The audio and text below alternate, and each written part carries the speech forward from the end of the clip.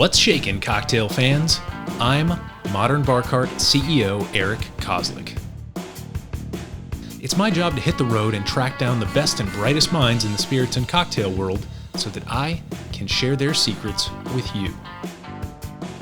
This time around, I sit down with Olivier Azzopardi, Director of Operations at the St. Regis Hotel in Washington, D.C.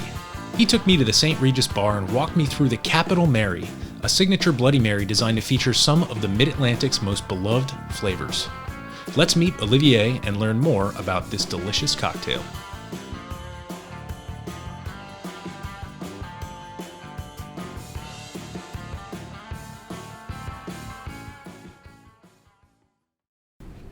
Olivier, nice to meet you. Pleasure to meet you, Eric. So we are here at the St. Regis Hotel in Washington, D.C., and you're here to tell us a little bit about the Capital Mary cocktail. So what makes this variation on the Bloody Mary special? It's the inspiration of the regional culture with the Chesapeake Bay, and how we didn't transform, we just do our own version using local ingredients to create that very specific and unique Bloody Mary version. So first of all, we are using liquor from local source. We are partnering, it's been very, very great to partner with local distillery that are making this vodka and this gin in the District of Columbia using grains and berries from vendor and farmer all across the region, right here being very local. And after, to add a little bit of the of the local culture, Old Spice, how you cannot miss Old Spice in the region here between Baltimore and Washington D.C. and some seafood as well too. So that's kind of our bit of a signature Bloody Mary version of the Red Snapper that originated 87 years ago. Right, and that's sort of why we're doing this series, is to anticipate the 100th anniversary of the Bloody Mary, to learn a little bit more about it, and to learn how each Bloody Mary that the St. Regis chain creates is maybe a little bit different from the rest. So you mentioned that you're working with 1-8 Distilling here, and one thing that's unique about the Capital Mary is that you have an option between gin or vodka. Exactly. Can you talk a little bit more about that? Washington D.C. is a very gin drinking cities, so we started the original recipe, and things are evolving all the time, by the way. That's what we love, and we're very listening to our guests about what they need and what they would like to see in drinks. So we're already starting with a gin, something totally different compared to any Bloody Marys, as the original recipe is with vodka.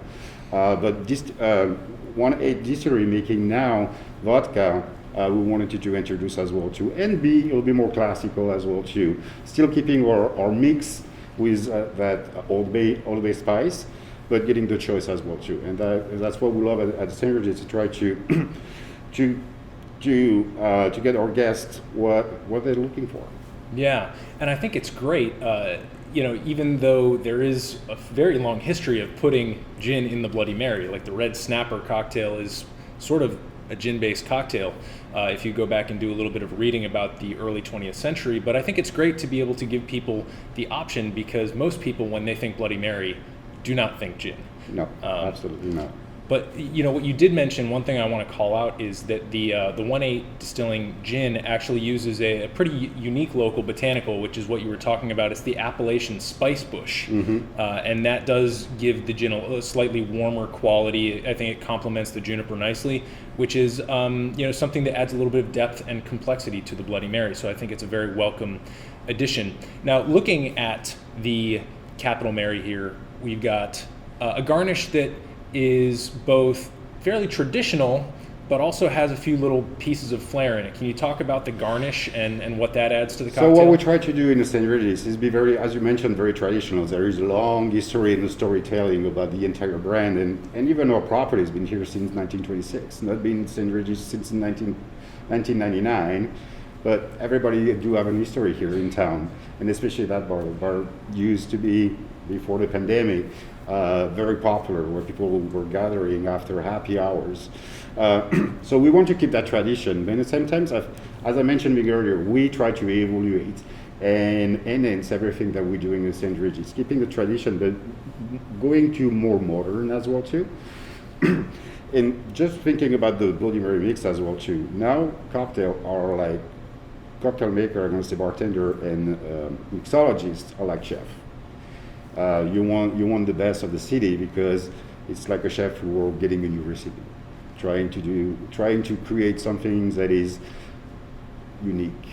And that's what I love about that evolution, that between you kept that tradition, but you add a little bit of your own creativity and moving to the next level as well, too. Yeah. So before we taste this, we've talked about the booze, we've talked about the garnish and sort of like the tension between tradition and innovation. What about the mix? Is there any one flavor that or collection of flavors that you're trying to highlight with the mix itself? Because a traditional Bloody Mary will contain some savory element like Worcestershire sauce, something maybe a little bit spicy, maybe some acid in the form of citrus or vinegar. What makes the mix for this cocktail unique? So we're using the base traditional recipes. We do have the tomato juice, we do have lemon juice, we do have Worcestershire. We do use Tabasco, but for the spiciness, we do have as well some horseradish. To get that, that thing that you come in your nose when you get horseradish, to get a little bit that texture that you have and the smell. And the Old Bay spice making the entire thing. It's already so complex spices that is all together. So you get a bit of salt, you get a bit of spice, and you get a lot of flavor as well too. That bring everything all together. Mm-hmm. Yeah, and obviously on the garnish here we have beautiful shrimp that's skewered here, and then we have a rim of Old Bay seasoning, Absolutely, correct? Yes. And so I think that horseradish being one of the key components in cocktail sauce, so we've got a shrimp. We're almost having a shrimp cocktail here, which I think is wonderful. I think it's always important to have edible garnishes, and certainly on a Bloody Mary. And I think that's what makes the difference with Bloody Mary too. I mean, I saw some establishment that it's almost a meal that you have, and with that garnish that is complementing the Bloody Mary. And that's what we wanted to create here. Like I said, things going to evaluate as well too. We got plenty of idea how to make our capital Bloody Mary evaluate with the time, and to get to our guests and get more guests, to get the interest of Bloody Mary. Because Bloody Mary at the beginning was something very simple, but now if you look at it, you got so many versions of the Bloody Mary. It can be from the mix, it can be from the spice that you had, all that's unique element. So we love to play it. I mean, that's our passion. So how do you do something new and try something that will be a wow factor for our guests? Still keeping the tradition, because I think when you look for a Bloody Mary, you do have your base, and I think that's tomato juice, but how you can balance a little bit differently. All right. Well, do you mind if I Please. take a sip here? Do we know which of these spirits is in the Bloody Mary here? This one we put gin. All right, that's good. That's good. I'm a gin guy. One thing I'll note is that the garnish is really nice here. You even have a little bit of a chive on here. Absolutely, yes. Oh, that's lovely. I didn't see that at first, but I think that's perfect for a nice bite.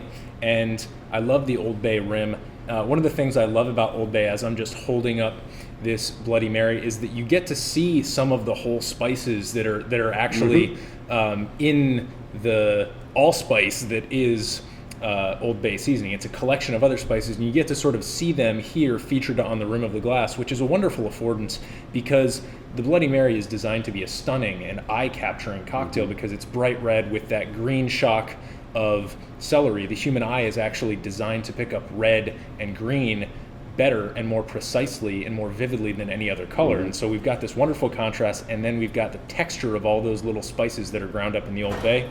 And this is just a wonderful, wonderful first look. Now we'll take a first sip.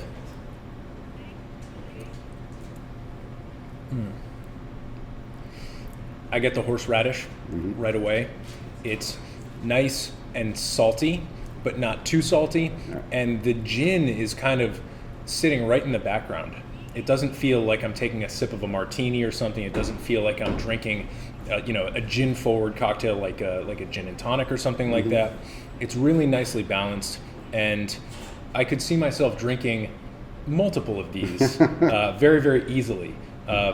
Is there anything else about the Capital Mary here that makes it special within all of these different Bloody Marys that the St. Regis chain offers? Like every hotel has something a little bit different. Is there anything else? No, we want to keep it traditional, to be honest with you. Being on the East Coast and being very close to New York, the first St. Regis, we're very close.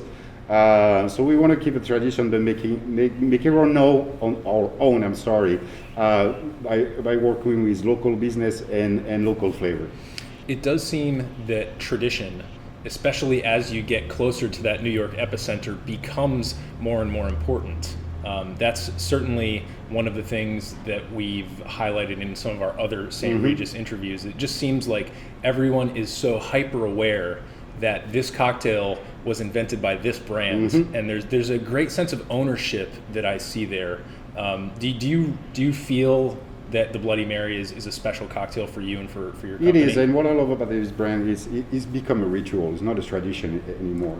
And you get that heritage we've been carrying on through almost 100 years right now, and highlighting, because many other brand of hotels did invent a cocktail, but you don't have that continuity that promote it all the time. That as a Bloody Mary, St. Regis, would you have a book dedicated to all the Bloody Marys that come in your room? That is something that's very unique that we have, that you keep the tradition and that elegance as well too. Yeah, it's wonderful that you offer that book as a resource to your guests, because it really does allow the imagination to wander, and what it shows is the elaboration on the cocktail across time and across space. Because what is unique about a hotel is that the hotel, if you're there, chances are you're traveling, you're in motion, you're somewhere that is not your home. And to be able to go somewhere that's not your home and have something so comforting and so personal and so universal as the Bloody Mary, I think it's a wonderful gesture of hospitality. So Olivier, thank you so much for walking me through. It's my pleasure, Rick. Thank you for coming in. Yeah, the Capital Mary is delicious, and anybody who is happening through Washington, D.C., maybe on a Sunday in search of some brunch, I hope you do stop by the St. Regis and look for the Bloody Mary once the bar's back open fully. We will pretty soon. Yes. Thank you again. My pleasure. Thank you.